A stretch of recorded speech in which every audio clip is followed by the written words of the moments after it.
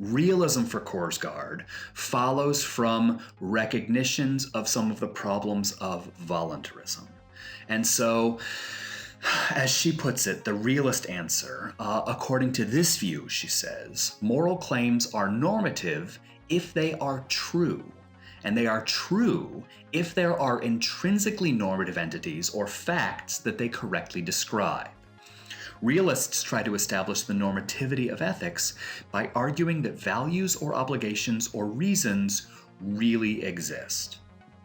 Unlike the voluntarist, who says obligations are created when a real authority gives you a command, realists are going to say, no, let's not worry about the authority.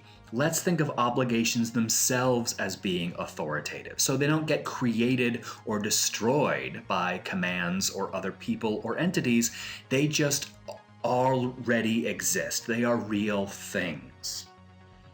Now, Korsgaard is going to make a distinction here between procedural and substantive realism. And this is important because where she's talking about the realist answer, she's really talking about substantive realism. Procedural realism, you'll find, applies to just about every version of the normative question, answer to the normative question.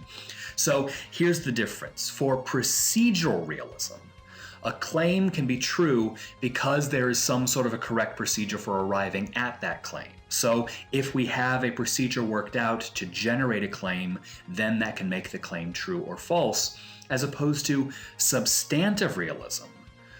Claims are true because there are facts or entities that they really describe. So in other words, here the obligations have to really exist. We don't create them, we don't generate them. We are describing them. They exist, and our descriptions are either true or false based on whether or not they match up with reality. So now if that doesn't make any sense, then just compare something like the rules of baseball to the rules of physics, the laws of physics. So the rules of baseball, of course, there are rules to baseball, right? It's not like baseball has no rules. Those rules are just created by people. As opposed to the rules of nature, the laws of physics, they're not created by people, they are discovered, right? So a physicist is going to be someone who tries to discover the correct rules, and when they announce the rules, they can be right or wrong based on whether or not they've got reality correct. If we are creating a new rule of baseball, we simply have to go through the right procedure, right? So there are official organizations that can change the rules of baseball simply by agreeing. So if the MLB puts out new rules, if they decide to change the way the game is played, then as long as everybody agrees, okay, that's still true, right? But notice, in either way, we have a kind of reality. If I say 3 strikes and you're out, I'm correctly describing the rules of baseball, even though those rules don't exist in the natural world. They only exist by our agreement.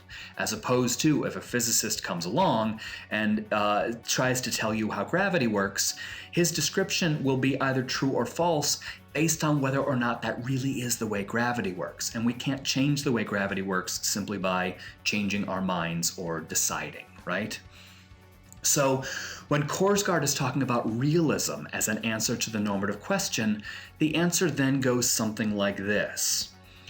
Obligations are things that really exist. Reasons for doing the right thing really exist. Our job is simply to discover them or become aware of them. Now, here too, Korsgaard is going to explore a problem with realism. And it's not so much because you are probably a realist as it is because realism is, in this sense, a way to try to sort of fix the problems of voluntarism. So again, the problems that we encountered with voluntarism is that, well, what is it that makes an authority legitimate? And most authorities we can actually point to, well, it's hard to say that they are really fully legitimate. Can they always punish you? As opposed to, if there are entities that can always punish you, again, thinking about something like God or karma or Santa Claus, the problem now is that, well, okay, how do I know that these entities really exist? right? So with a policeman, obviously I know policemen exist, but they can't always punish me for doing the wrong thing. On the other hand, with something like God, you say, well, God can always see you. God will always punish you if you do the wrong thing. You'll go to hell when you die. If I were to ask you, well, how do you know that God really exists? Notice I'm now asking a very different sort of a question. Now I'm not asking, well, why should I do the right thing? Or, what makes that authority legitimate? I'm asking, how do you know that there's actually an authority at all?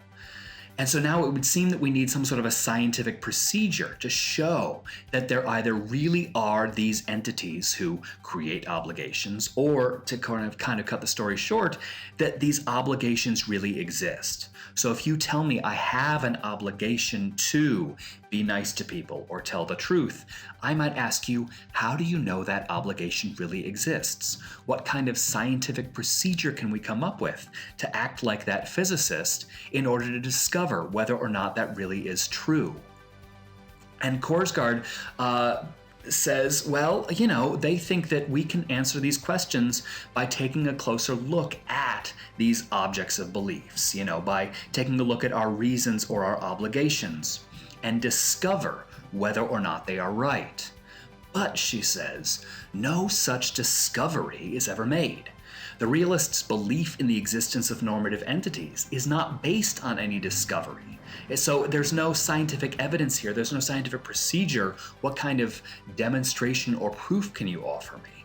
She says, rather, it's based on just confidence that your beliefs and desires really are normative. So if you tell me you have an obligation to tell the truth, I might say, okay, well, can you show me, can you prove to me that that obligation really exists? And here, there's no real proof you can offer me. You just say, no, I'm just sure that I'm right about this. And of course, as Korsgaard will put it on page 17, if that's the case, then why can't we just sort of think more about that confidence as opposed to looking for these weird entities, what Mackey calls these queer entities out in the world, these very strange entities called obligations?